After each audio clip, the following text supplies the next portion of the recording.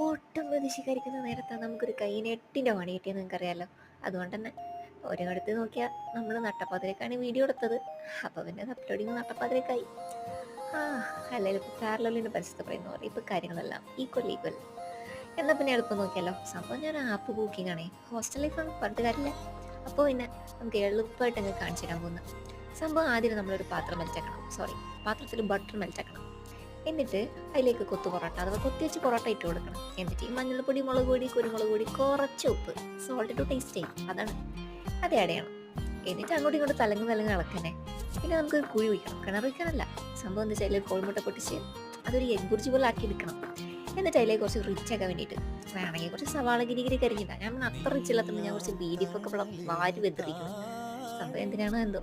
ബാക്കി കുറച്ച് ഗാർണിഷ് ചെയ്യാൻ വെച്ചിരിക്കുന്നത്. സംഭവം കുറച്ചും കൂടെ റിച്ച് ആയിക്കോട്ടെ, ക്രിയേറ്റിവിറ്റി അത്ര തന്നെ. അപ്പോൾ സെറ്റ്.